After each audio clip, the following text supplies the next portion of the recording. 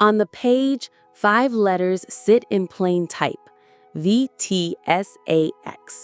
No fireworks, no slogans, just a quiet instruction pointing to the whole stock market at once. In that stillness, something flips from anxiety to agency. You sense a path that trades noise for peace, complexity for clarity, fear for freedom. If money is how the world tries to buy your hours, what buys them back? Today, we walk a simple road where wealth is not a trophy, but the power to live on your terms. We start with those 5 letters. We end with you deciding what your time is worth and keeping it. This book was written by J.L. Collins as a conversation with someone he loves, his daughter. It grew from letters about work, savings, and the markets into a field guide, revised and expanded, about the kind of freedom money can unlock. Not the flashy kind, the quiet kind. The kind where you can leave a job that hurts your spirit, help someone you love, or simply sleep without financial dread. Its message matters because complexity is the new marketing. Financial noise multiplies every year, but the truth hasn't changed. Wealth is built with simple tools used consistently and calmly over time. The core idea is direct. Spend less than you earn, avoid debt, buy the whole market through low-cost index funds, and stay the course. Do this long enough, and your money stops being your boss. It becomes your ally. First, the point of wealth is freedom, not stuff.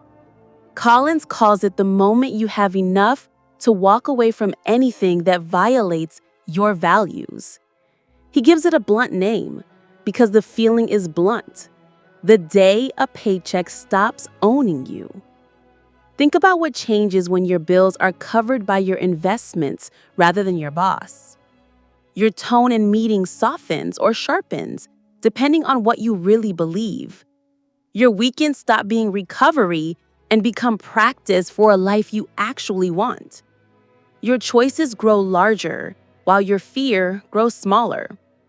The lesson is not to chase a number for its own sake, but to aim at a life where money supports your character rather than eroding it.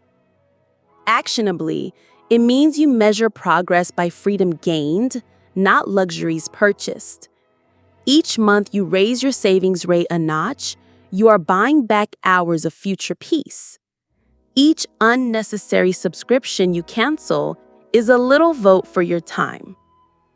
Second, buy the whole market and refuse to play the prediction game. That's what those 5 letters stand for. A total stock market index fund, or its equivalent wherever you live. Instead of trying to pick winning companies or clever managers, you choose to own a slice of almost everything. You accept the market return, which history suggests is enough to compound your money into a future you can use. The story here is humility. Imagine a crowded room where everyone is sure they found the next miracle stock. Then, picture a quiet person in the corner buying the entire room. That's the index investor. No crystal ball, no hot tip, no frantic screen watching. Costs are low, taxes are friendly, and mistakes are rare because decisions are few. The wisdom to carry is simple. The market pays patient owners more reliably than it rewards impatient guessers. Your move today is to choose one broad, low-cost fund as your default. Automate it.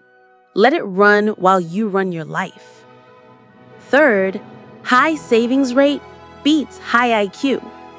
We all meet the person who can analyze charts in their sleep, but somehow never builds wealth. The math of compounding is honest, but it needs fuel, and the fuel is your savings rate. There is a story the author returns to often: the power of living below your means in any season of life. When you increase your savings rate, you win in two ways at once. You invest more now, and you lower the lifestyle baseline your future has to support. Think of it as tightening a sail to catch more wind, while also shortening the distance you must travel. Every time your income rises, you don't let your spending sprint ahead. You let your freedom sprint ahead. The practical move is to reverse the usual order of operations. Instead of earn, spend, save what's left, you set up earn, save first, then spend what's left. The habit becomes muscle memory. The muscle becomes resilience.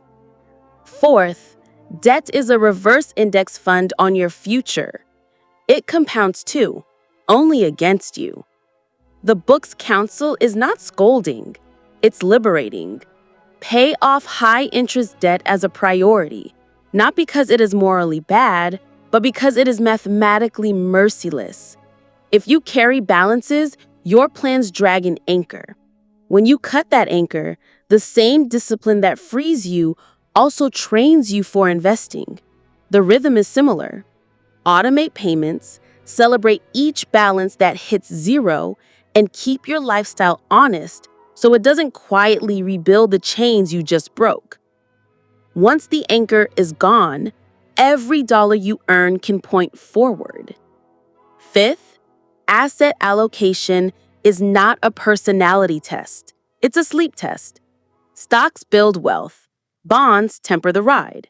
As you move from building to preserving, you may add bonds so you can stay the course when markets throw a tantrum. The point is not to find a perfect ratio. The point is to pick a simple mix you can live with in both sunshine and storms. This is where many investors stumble. They choose an aggressive mix in a calm market, then abandon it in a rough one. The author's advice is to choose a mix that passes the sleep test now, before the storm. If a steep drop would cause you to panic and sell, add more bonds today, not in the middle of a crisis. Courage is easier to practice when you're calm. 6. Staying the course is the whole game. The market will rise and fall. News will shout and whisper. Your emotions will try to vote. The path does not ask you to be a statue. It asks you to be a steward. When prices tumble, you keep buying your low-cost fund as usual. When prices soar, you keep buying your low-cost fund as usual. If your mix drifts, you rebalance on a set schedule. You do not treat investing as a mood. You treat it as a plan. Here, the book's tone is parental in the best way. Gentle, firm, and not easily rattled. The message is that downturns are not bugs, they're features. They move shares from the frightened to the faithful and offer you more ownership at a discount. Your job is to be on the right side of that transfer. 7th, taxes and fees are the small hinges that swing big doors. Every percentage point you surrender to costs or unnecessary complexity is a percentage point you must replace with risk or time. By choosing extremely low-cost funds and using tax-advantaged accounts where available, you make compounding work for you rather than for the financial industry. Think of yourself as a business with two levers, margin and throughput. Lowering fees raises your margin on every dollar forever. Placing investments thoughtfully for taxes improves how much of your return you actually keep. These decisions are not thrilling, but their results are. Quiet wins that last are worth more than loud wins that fade. 8th, simplicity is a moat. The financial world sells complexity because complexity justifies higher fees and endless attention. But the families who quietly become wealthy often follow a checklist anyone can understand. They work, they save aggressively, they avoid or clear debt, they buy broad index funds, they add bonds if needed to sleep, they keep costs low, they automate, and they stay the course for decades. They use windfalls to buy more freedom rather than more friction. They don't chase headlines. they chase life. Simplicity does not mean you are naive. It means you know what matters and refuse to be distracted. Ninth, when the time comes to live on your portfolio, you shift from building to harvesting with the same calm. Instead of treating retirement like a cliff, you treat it like a season. You might hold a small cash cushion for spending so market swings don't push your buttons. You might prioritize selling what has grown beyond your target, so you naturally rebalance while you fund your life. You focus less on what the market did this week and more on whether your withdrawals respect the plan's long horizon. The number one risk is not volatility, it is abandoning a sensible plan under emotional pressure. The cure is structure plus patience. Let's pull the threads together. If the point is freedom, then every choice needs to serve that. The index fund stands in the center not because it is fashionable, but because it is a reliable engine. Your savings rate feeds that engine. Your debt strategy removes friction. Your allocation sets the ride height so you can sleep. Your discipline keeps your hands off the wheel when the road turns slick.